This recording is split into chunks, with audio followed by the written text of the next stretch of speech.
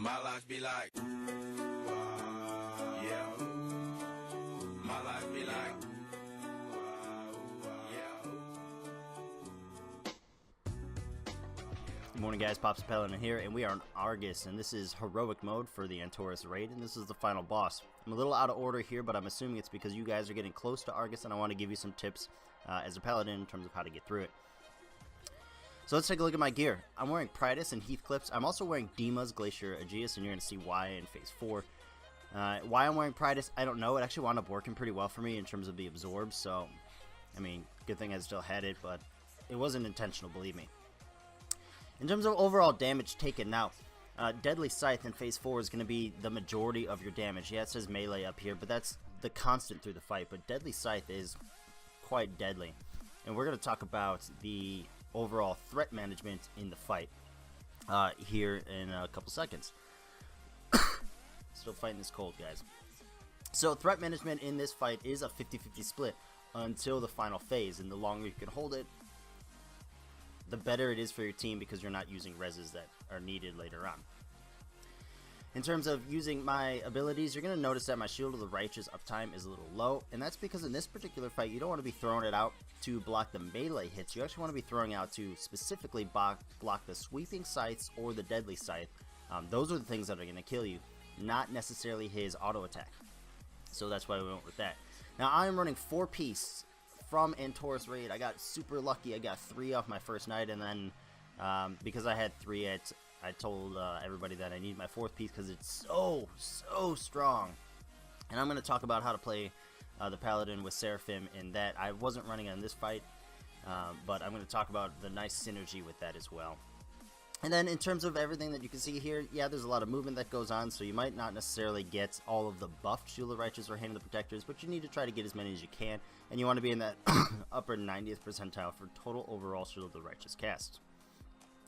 So we're going to start off this fight, and we're going to pull Argus, and one tank needs to be in front of him, and only one tank, because Sweeping Scythe is a conal ability, and it does a lot of damage. Now, the tooltip that you're seeing up there that says it stacks 200%, this tooltip is wrong off of Wowhead. On Heroic, it's stacking 150, on Normal, stacking 75, and then it's stacking 200 on Mythic. The damage also is different. It's not doing 6 million, it's doing 4,250,000 per strike.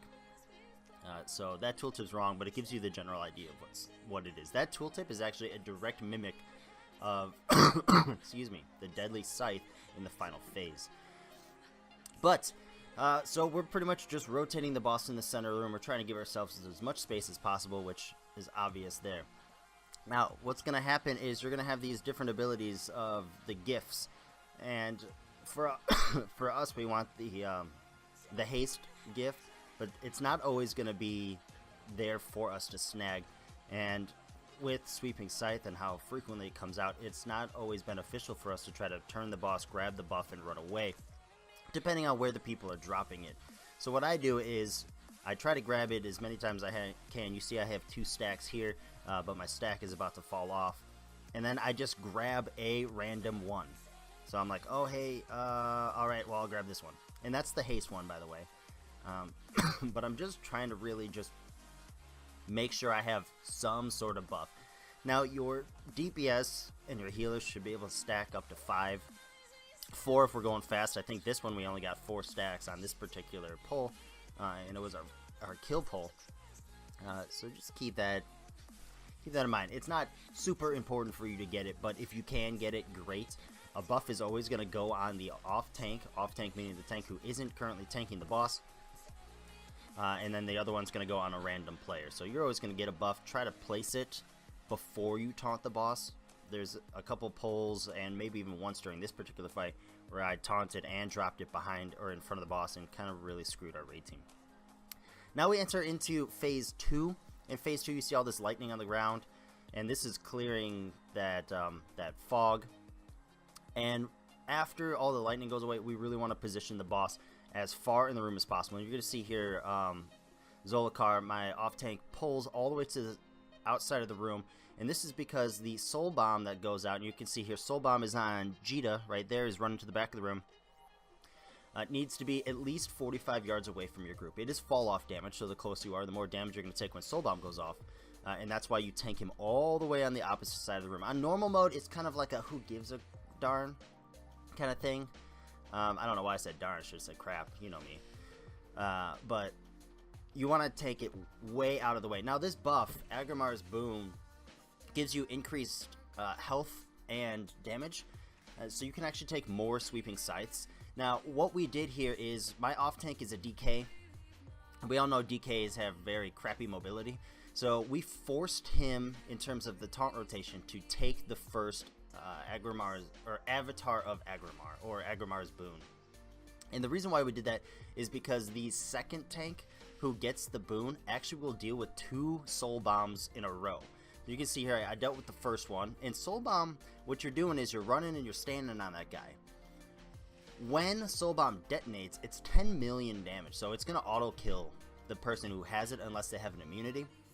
And that's really important for this phase, for getting rid of it, as well as in the final phase if you get the bomb as well. I believe I'm on Mythic as that's coming out. And so you're trying to make sure you get there and you're soaking them. Now, we went really fast through this phase 2. There are times where we've had to do, 4 soul bombs, but you can see here I got the 2 in a row that I described. Now, even when we're transitioning into phase 3, soul bomb will explode. So you got to stay away from the group. As we transition into phase 3, ads are going to appear, and the ads will always appear like this in terms of the buff. So the physical, you can hit the physical or the holy ads right there, and you can see I always position myself to hit the holy ads first. And as the ads come out, they all do this nice little circle in the room. So we dedicated people with the special abilities in terms of the damage buffs that they could do to hit the specific ones. Now you see these big guys go up, and that was the previous photo that I just put up. You want to tank the guy with the sword in the center of the room and the guy with the daggers, or I just call them wands, on top of another ad. And so you're kind of doing this roundabout. Now, something that I noticed, I play at max camera zoom and kind of at a high angle. As I run through the center of the room and I try to click on one of these ads to taunt to make sure he doesn't hit any of the healers or the ranged DPS, because they're generating aggro on them as they're getting hit. And you can see right here I'm having this hard time. Right here, grab this guy and he kills a healer and he kills a DPS before I can get him, because in the background as I'm trying to click on this guy, I'm actually clicking on all of the guys on the outside of the room. Even though they're behind me, my game still thinks I'm trying to click on them. So just be very wary of that. It's kind of, it actually sucks, because you're ticking away at the berserk meter. Yes, everybody's about to get rezzed, but you want to get there, and you want to get there fast. So take caution when you're trying to taunt these things. Never target one of the small ads as a paladin. And I'm going to say that because a lot of people just throw out Avenging Shield willy-nilly. Your Avenging Shield interrupts. On Heroic, when you interrupt an ad, they gain immunity to the next interrupt for 20 seconds. Now, if you interrupt a Stellar Flare and then Cosmic Beacon comes out, and that guy's immune and you can't interrupt that Cosmic Beacon, you could live through one of them as a raid group. Once you get 2 stacks of that, I mean, it's pretty much a wipe right there. And you can see that Cosmic Beacon went off because he was immune right there. So if you are going to damage these tiny ads, make sure, one, the Cosmic Beacon has, it's going off and you interrupt it. Like you can see my timer, Cosmic Beacon, there it is. We want to interrupt that. We killed him. Or just never, ever, ever use your Avenger's Shield and just deal with it from there. That's pretty much it. Alright, now we enter into phase 4. We tanked it in the back of the room, and we're going to tank it in the back of the room again. The reason why we're going to tank it in the back of the room, we're going to tank it right next to the Tree of Life, the one that you respawn from. And because we want to respawn and immediately start hitting the boss again. Now, we did do a little bit of the cheesing to get the Titan Forge. We kept our rogue dead as we all rezzed. You can see us all res, and the rogue is going to stay dead. He's staying dead because as soon as the little orbs spawn, for him to start doing, or for him to start collecting them to get Titan Forge, he's going to immediately start grabbing them right away. And that's going to get us Titan Forge sooner. Instead of causing somebody to die, we just never rezzed him. Now, in this phase, you're going to be dealing with Deadly Scythe. And Deadly Scythe stacks and does not fall off. So taunting, you just tank until you die. And so the longer you live, the better off you are for the team in total. You can see we saved our B reses for the tanks specifically. Because if there's no reses, the tree's gone, and tanks are dead, it's over. So we just never B-res anybody in this fight, and we save it for the tank. You're going to see I take 10 hits, and I die on the 11th, so technically I take 11 total hits of Deadly Scythe, and then we flip-flop back and forth. So I'm going to kind of run down, so as you're watching me kind of go through all of this right here as I'm about to die, I'm going to run down my specific list as how I did it. It's not optimized, and I will work on getting an optimized list, but here's how I took all the different scythes. So, and here's my nice little book. You ready? So on Scythe 1, I took Shield of the Righteous. Scythe 2, Shield of the Righteous. Scythe 3, Shield of the Righteous. Scythe 4, Shield of the Righteous and Demas. 5, Shield of the Righteous plus I. 6, Shield of the Righteous. I carries over as long as you do it right before he casts Deadly Scythe. So I've got Shield of the Righteous and Eye of the Tier carryover plus AD. Then on 7, I had Shield of the Righteous, AD carried over, so I technically didn't need Guardians, but I popped Guardians. And then on 8, Shield of the Righteous, Guardians carried over. Number 9, just Shield of the Righteous. I don't know how I lived, but at that point in time, I was like, you know, I'm okay dying, but somehow I lived. And then on 10, it was Shield of the Righteous plus a sack. Then my DK tanked. He got through 5, took the 6th and died, so we've made it through 17 sites now. Then I start tanking again. I start my rotation over again on the same thing. So it's Shield of the Righteous, Shield of the Righteous, Shield of the Righteous, Shield of the Righteous I. Shield of the Righteous I carry over plus Dema. Shield of the Righteous AD. Shield of the Righteous plus AD carry over, and you're actually going to see me on the 7th Deadly Scythe.